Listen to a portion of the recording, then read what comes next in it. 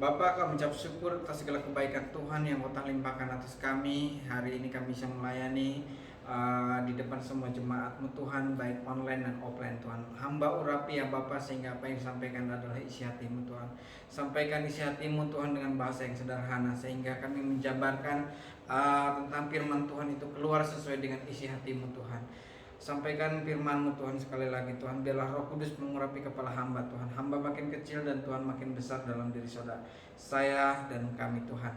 Semua orang diberkati hari ini Tuhan, sehingga pulang kami membawa kemenangan. Pulang kami paradigma kami diubahkan Tuhan. Ajar kami seperti Paulus Tuhan. Ajar kami seperti Tuhan Yesus Tuhan. Terima kasih Tuhan, pimpin dalam waktu sekitar 30 menit ini Tuhan, kami diberkati, kami memberkati Tuhan. Terima kasih Tuhan, dalam nama Yesus sama-sama katakan amin. Terima kasih untuk kesempatan untuk Bapak Gembala Saudara yang telah memberikan kesempatan kepada saya untuk memberitakan firman Tuhan. Di bulan ini kita ambil tema bahwa di 1 Korintus 16 ayat 13 mengatakan, berjaga-jagalah, berdirilah dengan teguh dalam iman, bersikaplah sebagai laki-laki dan tetap kuat. Jadi bersikaplah sebagai laki-laki dan tetap kuat.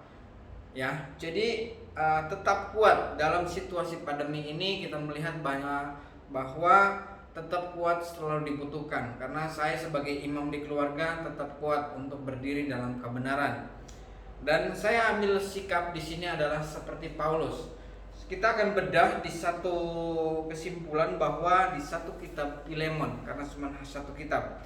Karena Filemon ditunjukkan bukan kepada jemaat, tapi ditunjukkan kepada satu pribadi, yaitu Filemon, tentang bagaimana Onesimus berubah di ketika dalam penjara.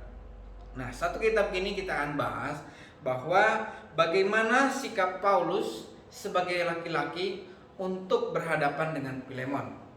Kita akan baca di Filemon 1 ayat 1, dari Paulus seorang hukuman karena Kristus Yesus, dan dari Timotius saudara kita kepada Filemon yang kekasih, teman sekerja kami, dan kepada Alfia saudara perempuan kita, dan kepada Akripus teman seperjuangan kita, kepada jemaat di rumahmu.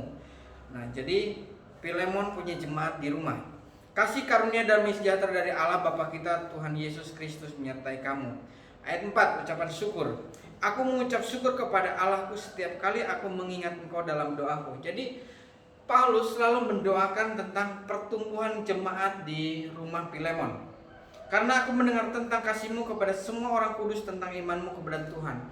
Jadi mereka selalu terhubung antara bapak rohani dan anak-anak rohani kepada khususnya jemaat jemaat yang ada di rumah Filemon. Dan aku berdoa, ayat 6, dan aku berdoa agar persekutuanmu di dalam iman turut mengerjakan pengetahuan akan yang baik di antara kita untuk Kristus. Ayat 7, dan kasihmu saudara perempuan kegembiraan besar kekuatan, sebab hati orang-orang kudus telah kau hiburkan saudaraku. Jadi Filemon, kita melihat bahwa dia bekerja tetapi dia melayani di rumah, memberikan kekuatan kepada orang-orang lain, sebab hati orang-orang kudus telah kau hiburkan. Jadi dia melayani. Tetapi di sini kita melihat bahwa Filemon kenapa secara khusus diberikan surat oleh Paulus? Ada masalah apa di sini? Karena kita melihat bahwa Filemon dalam pertumbuhan iman, dalam persekutuan, dia tidak ada celah. Dia hidup berkenan. Dia hidup istilahnya rutinitas gereja tetap dijalankan, dan Paulus sebagai bapak mentoring, dia tetap mengawal, melihat pertumbuhannya begitu baik. Nah, ayat 8 masuk dalam satu permasalahan, permintaan Paulus kepada Filemon mengenai Onesimus. Ada apa dengan Onesimus? Karena itu, sekalipun di dalam Kristus aku mempunyai kebebasan penuh untuk memerintahkan kepadamu apa yang harus kau lakukan. Tetapi mengingat kasihmu itu, lebih baik aku meminta daripadamu.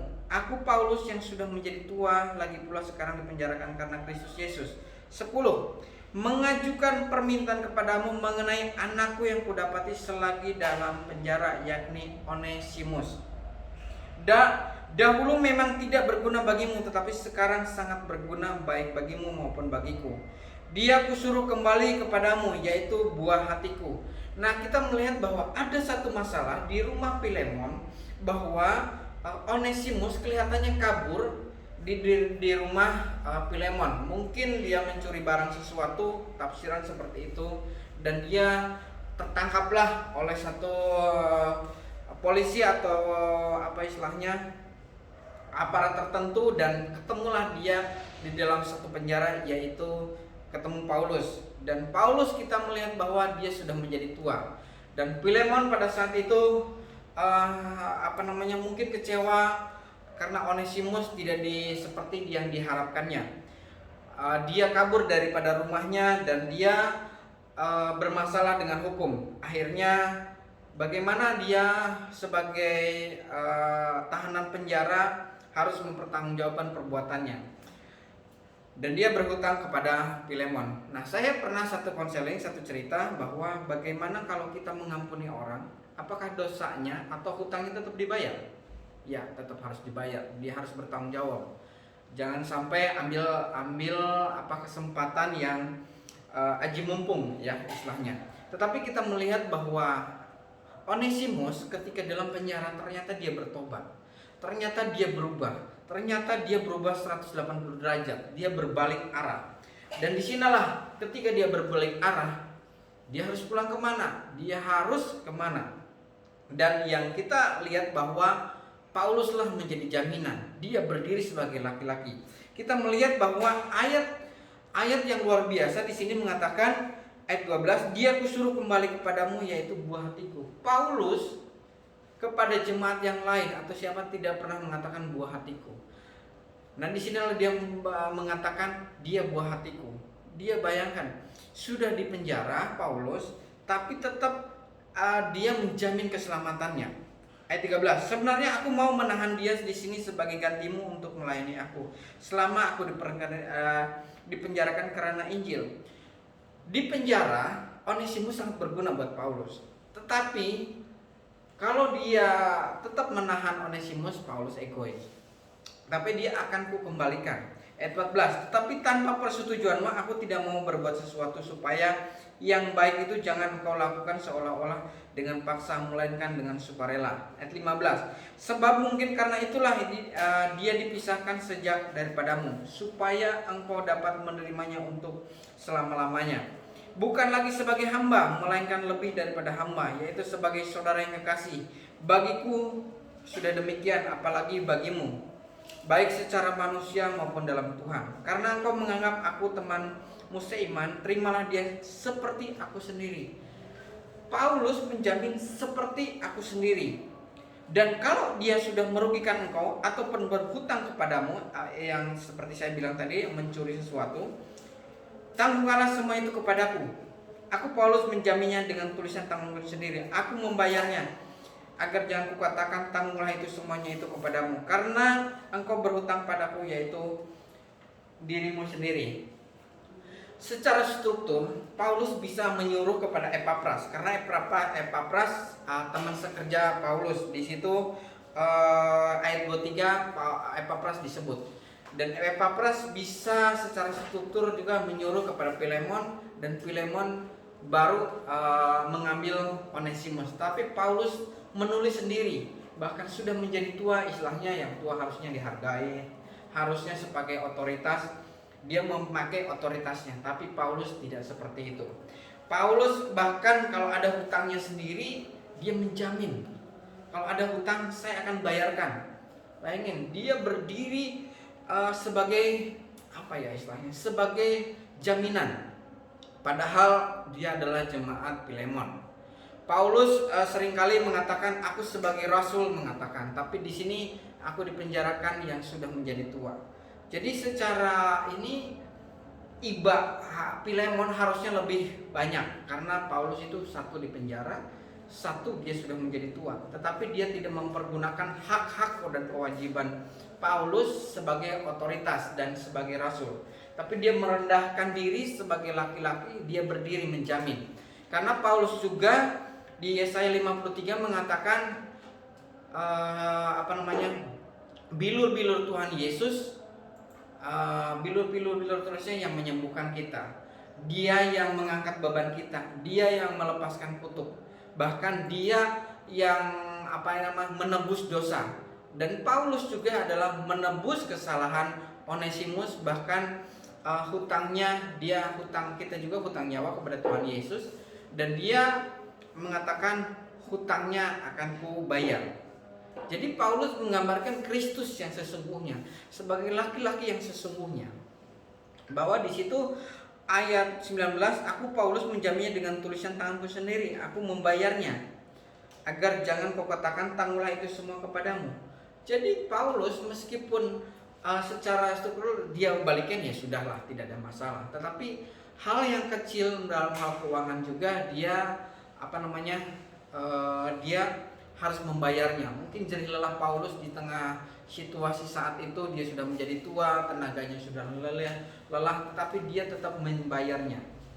Dan ini adalah contoh teladan bahwa Yesus mengajarkan kita sebagai dosa, menebus dosa orang lain itu tidak mudah. Yesus mati bagi kita, Yesus mati bagi buat saya dan saudara. Dan Paulus juga menebus dosa-dosanya Onesimus kepada Filemon. Dan disinilah kita mengubahkan bagaimana seseorang yang tadinya tidak berguna menjadi berguna. Dan di sini mengatakan dia sudah berguna. Tetapi ayat 15, sebab mungkin karena itulah ia dipisahkan sejak daripadamu, supaya engkau menjaminnya untuk selama-lamanya. Karena arti dari Onesimus adalah berguna. Tadinya yang tidak berguna menjadi berguna. Bayangkan yang seorang penjahat, istilahnya yang seorang pencuri bisa ketemu Tuhan, Paulus, dia bertobat. Nah, yang jadi masalah bagaimana kalau orang ketemu saudara?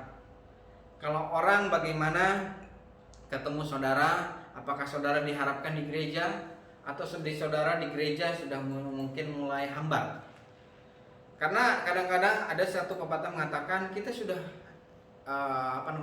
sudah melayani Tuhan, kita sudah melakukan firman Tuhan. Tetapi ada satu hal yang sangat sepele, yaitu bagaimana kehadiran saudara di tengah-tengah jemaat. Apakah saudara diharapkan, atau saudara masih dibutuhkan, atau saudara masih merasakan orang lain merasakan kehadiran saudara itu bermakna. Nah, kita melihat bahwa di situ melihat bahwa surat ini ditunjukkan hanya kepada seseorang. Dan disinilah kita melihat bahwa Filemon harus menerimanya kembali. Dan disinilah yang tadinya berguna menjadi berguna. Dan di rumah Filemon, Onesimus menjadi berguna kembali. Dan catatan sejarah mengatakan bahwa sejarah yang lengkap bahwa Onesimus adalah seorang uskup di Roma yang luar biasa, setara mungkin gembala senior sekarang. Kita melihat bahwa orang yang tadinya berguna menjadi berguna. Nah, bagaimana saya seorang banyak turun ke misi, turun untuk memberitakan Injil, bagaimana seseorang itu dirubah dan ketemu Tuhan. Jangan dia ketemu saudara. Jangan sampai dia ketemu saya atau saudara, dia ketemu saudara. Maksudnya saya selalu berdoa, Tuhan ketika dia datang kepada saya, dia bukan mencari saya, tapi menemukan Tuhan di dalam diri saya, sehingga dijamah. Mungkin saya ada satu video yang saya akan unggah kepada saudara, bagaimana seorang mantan pembunuh, mantan preman, dia sudah berkali-kali masuk penjara, masuk Nusa Kambangan, dan dia bertobat ketika saya doakan, ketika dia konseling dengan saya. Saya kan videonya mungkin boleh di saudara lihat, ya. Secara manusia dia tidak diterima di masyarakat seperti Onesimus. Dia menjadi sampah masyarakat. Tetapi bagaimana sampah itu menjadi berguna kembali? Nasi sudah jadi bubur, tapi bagaimana bubur itu menjadi enak? Nah, bagaimana kehadiran saudara di tengah-tengah masyarakat? Saudara, saya mengajak saudara kepada saudara di tempat ini. Saya sekarang berada di satu sekolah untuk rekaman ini, tapi bagaimana saudara di tengah-tengah jemaat, di tengah-tengah komunitas saudara, di tengah pandemi ini, saudara tetap melaksanakan apa yang baik buat Tuhan, tetap memberitakan Injil kepada orang lain, tetap menguatkan. Saudara, bagaimana rekaman ini mungkin saudara tinggal share ke orang lain, bagaimana tinggal untuk memberkati. Jangan sampai share-share yang kontroversi, karena belakangan ini istilahnya khotbah-khotbah di gereja sudah tidak boleh. hanya mungkin online dan live streaming. Tapi bagaimana sekarang perdebatan di YouTube itu menarik banget dan itu menjadi celah iblis. Nah, kita share apa yang positif. Kita share apa yang benar-benar dari pesan gembala saudara, Pak Joko dan istri saling mendoakan di tengah pandemi ini. Seminggu yang lalu saya baru kena COVID-19, saudara. Selama 2 minggu saya tidak ketemu dengan anak saya. Ketemu ya video call, ketemu ya dari jauh. Saudara, bagaimana saya rasakan? Tapi saya tetap berdiri sebagai laki-laki. Saya harus menguatkan istri saya karena saya berdua karantina di rumah saya. Tapi saya terus menguatkan istri saya, menguatkan yang lain, tetap berdoa, tetap mengucap syukur. Saya pasti akan melewati.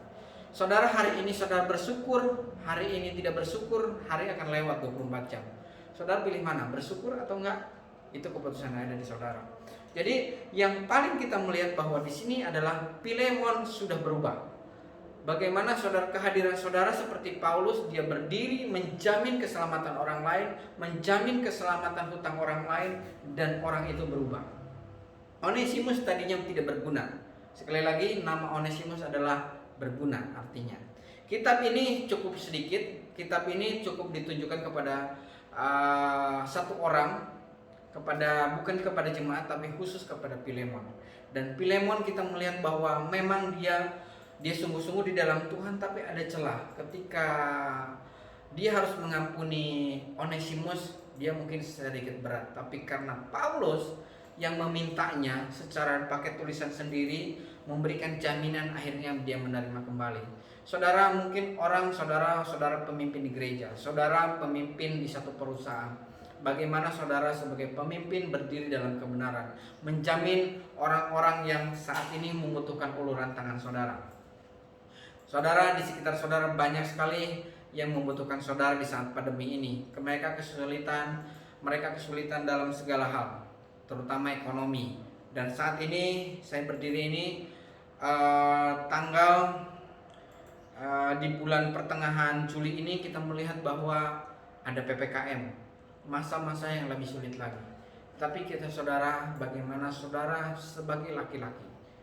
Artinya bukan hanya perempuan, di sini berdiri tegak sebagai laki-laki dalam hal tetap berprinsip kepada kebenaran, berprinsip kepada saudara tetap berpegang teguh kepada kebenaran. Ada hal-hal kadang-kadang kita mungkin mau putus asa saudara. Seperti Paulus, dia sudah menjadi tua, tetapi dia sikapnya, integritasnya tidak membuktikan dia menjadi tua.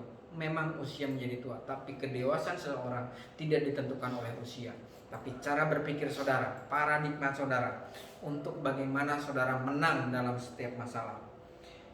Ayat 20, ya saudaraku, semoga engkau berguna bagiku dalam Tuhan, hiburkanlah hatiku dalam Kristus, dan percaya kepada ketaatanmu. Tuliskan ini kepadamu, aku tahu lebih daripada permintaanku ini akan kulakukan.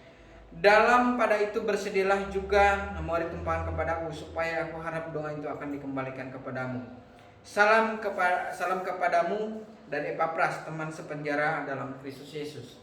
Jadi di penjara itu mereka punya hubungan yang sangat baik, tapi otoritas selalu tidak mempergunakan sebagai dia pemimpin. Dan dari Markus ingat juga pernah berselisih dengan Barnabas, dia pernah menjadi masalah dengan Paulus, tapi kita melihat bahwa Markus juga berubah dan menjadi satu Injil yang sangat luar biasa. Dia menulis satu Injil, dan hal-hal mereka lah yang berdiri. Kalau misalkan tidak ada Paulus, Barnabas, Onesimus, mungkin dunia tidak seperti sekarang. Tapi mereka membayar harga untuk kemajuan teknologi, karena disitulah tidak ada lagi perbedaan hamba. Dulu Onesimus adalah hamba, ya, tetapi dia sekarang udah menjadi hamba lagi. Ada perbedaan sehingga Paulus merubah dunia ini, sehingga yang tadinya ada perhambaan, ada perbedaan jenjang, tapi disitulah mereka tidak disamakan lagi hamba atas atau bawah. Tapi disinilah Paulus menjaminnya. Paulus melihat bahwa karakter yang dialami Tuhan lewat dia. Paulus kita melihat bahwa kalau di misi, Paulus adalah bukan orang kunci. Diinjilin gak bakal bisa. Kalau Andreas dia orang kunci karena membawa jemaat lagi. Karena orang kunci itu adalah paling mudah ditanya adalah ketika dia bertobat, dia bawa jemaat ke gereja atau jemaat kepada Tuhan. Itu orang kunci. Tapi Paulus enggak. Tapi Paulus langsung diinjilin oleh Tuhan Yesus sendiri. Nah, kita melihat bahwa di sinilah Paulus melihat satu pertobatan yang luar biasa. Dan dari Markus, Aristarkus, Demas, dan Lukas, teman-teman sekerjaku, dan kasih karunia Tuhan Yesus menyertai roh kamu. Jadi Paulus itu menuliskan satu kitab ini, satu poin ini melihat bahwa keselamatan seseorang harus ada penjaminnya. Ada orang yang berdiri di sekitar saudara. Karena saya punya rekan bisnis, ketika dia hidup dalam curanmor, penggelapan motor-motor, lelangan dan sebagainya, itu nilainya jutaan saudara. Dan polisi menjadi rekan-rekan dia, ada polisi yang jujur apa enggak. Tapi ketika dia bertobat, anak buahnya juga bertobat. Bahkan rekan-rekannya diajak, karena kadang-kadang kita butuhkan serigala untuk menyelamatkan serigala gitu ya.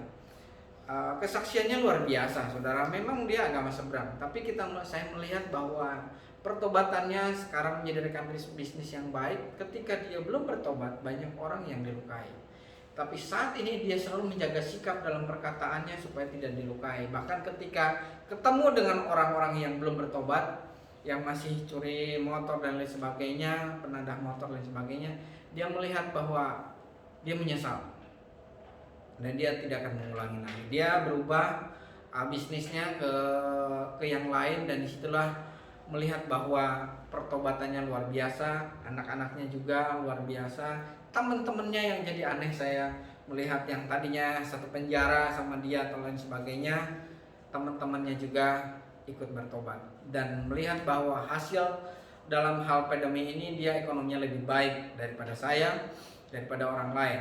Karena apa? Dia menemukan Tuhan dalam hidupnya. Saudara, mungkin saya akan tutup ibadah ini dengan satu peristiwa bahwa ketika saudara mau berubah, Tuhan pasti ubah. Tapi ketika saudara tidak mau berubah, apapun tidak akan bisa diubahkan. Tuhan pun tidak bisa ubah saudara, karena karena saudara nggak mau berubah. Kesaksian kami kemarin masa pandemi, masa kena COVID ini luar biasa. Saya masih bisa jaga kesehatan dengan baik, tetapi ketika saya untuk dipisahkan seperti Abraham sama ini, karena anak saya namanya Abraham, saya melihat tentang Abraham ketika dia mau disembelih, mau dipersembahkan buat kepada Tuhan. Itu mungkin yang saya rasa. Tapi saya selama 2 minggu saya cuman merasakan kesedihan-kesedihan yang bersama saya. Tapi saat ini saya sudah bersama anak saya. Mungkin fotonya saya akan bagikan. Kebahagiaan kami adalah ketika saudara keluarga utuh. Tuhan Yesus memberkati. Terima kasih, kita berdoa. Bapa, kami ucap syukur atas segala kebaikan Tuhan yang Kau limpahkan atas kami. Kami percaya ketika Injil diberitakan, kami percaya ada sesuatu yang akan dirubahkan dalam hati kami. Ubahkan hati kami seperti Paulus, Tuhan, yang meneladani daripada Yesus sendiri. Dia menjamin keselamatan orang lain, dia menebus dosa orang lain, dia menebus hutang orang lain. Kami percaya Tuhan, ubahkan hati kami. Semua pendengar, urapi kami Tuhan. Kami percaya dalam nama Yesus hati kami berubah Tuhan. Kami tetap berdiri sebagai laki-laki, sebagai pemenang, karena kami diciptakan lebih daripada pemenang. Terima kasih Tuhan, berkati semua pendengar online dan offline saat ini Tuhan, sehingga nama Tuhan dipermuliakan. Dalam nama Yesus sama-sama katakan amin. Tuhan Yesus memberkati. Dalam nama Yesus. Salam.